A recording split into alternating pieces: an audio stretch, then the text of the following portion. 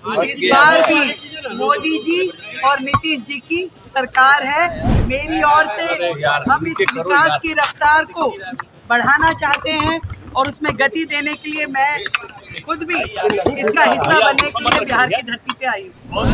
नमस्कार, फर्स्ट बिहार झारखंड देख रहे हैं आप और मैं हूं आपके साथ स्नेहा मनोज। देखिए, बिहार में चुनावी साल के दौरान खूब सरगर्मियां देखने को मिल रही है। राजनीतिक तौर से एक के बाद एक बयानबाजी भी की जा रही है और अब कैंडिडेट्स के जो लिस्ट है वो भी जारी करने की जो शुरुआत है वो हो गई है। आपको बता दें कि जनसुराज के तरफ से पहली लिस्ट जारी की गई थी, भाकपा माले ने भी लिस्ट जारी कर दी है और अब भारतीय जनता पार्टी के तरफ से भी बीते दिन कैंडिडेट्स की जो लिस्ट है उसे सार्वजनिक कर दिया गया और 71 कैंडिडेट्स की लिस्ट सामने आई है। और अब चुनाव प्रचार के लिए भी हर राजनीतिक पार्टियों के तरफ से कमान संभाल लिया गया है। एक के बाद एक बड़े चेहरे जो है वो पटना पहुंच रहे हैं और इस बीच हम आपको जानकारी दे दें कि दिल्ली की मुख्यमंत्री रेखा गुप्ता भी आज पटना पहुंच गई है।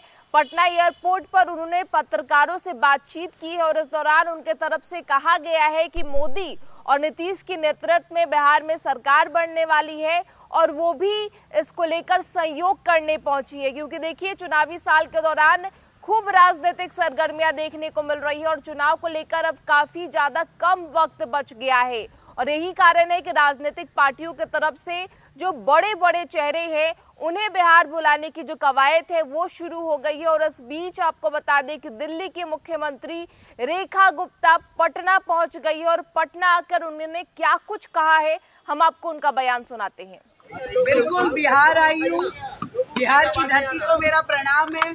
बिहार में विकास को रफ्तार मिली है और मैं देख रही हूँ कि बिहार में हर जगह बहार है और विकास कार्यों की भरमार है और निश्चित रूप में इस बार भी मोदी जी और नीतीश जी की सरकार है। मेरी ओर से हम इस विकास की रफ्तार को बढ़ाना चाहते हैं और उसमें गति देने के लिए मैं खुद भी इसका हिस्सा बनने के लिए बिहार की धरती पे आई हूँ।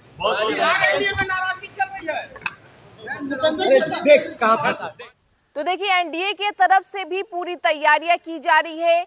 हालांकि एनडीए में घमासान की जो स्थिति है उसकी भी कुछ तस्वीरें चल रही है, उपेंद्र कुशवाहा को लेकर जो खबरें चल रही है और इस बीच एनडीए की तरफ से सीट शेयरिंग तो कर दिया गया है लेकिन फिर भी तमाम घटक दलों की जो नाराजगी है वो अंदर खाने देखने को मिल रही है। और इस बीच भाजपा अपने चुनावी एजेंडे में लग गई है, अपने स्टार प्रचारकों को बुलाने की जो शुरुआत है वो हो गई है और इसी कड़ी में रेखा गुप्ता पटना पहुंच गई है। आपको बता दें कि वो पटना में चुनाव प्रचार भी करते नजर आएगी। संभावना है कि पटना और लखीसराय में वो जा सकती है और भाजपा के लिए चुनाव प्रचार कर सकती है। आपको बता दें कि लखीसराय को लेकर आपको जानकारी दें तो लखीसराय सीट से डिप्टी सीएम विजय कुमार सिन्हा का नाम सामने आया है। वो बिहार विधानसभा का चुनाव लड़ते नजर आएंगे। उन्होंने नामांकन की तिथि भी जो ऐलान है उनके तरफ से किया गया है और ऐसे में खूब स्थितियां देखने को मिल रही है बिहार में।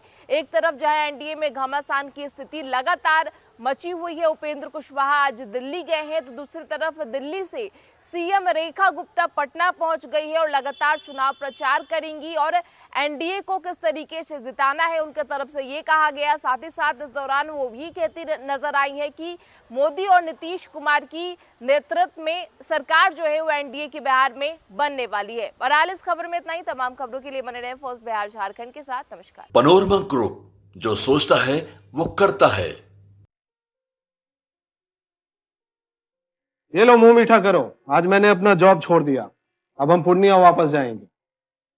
जॉब छोड़ दिया है? मतलब ये घर कैसे चलेगा? हम करेंगे क्या और माँ बाबूजी क्या बोलेंगे?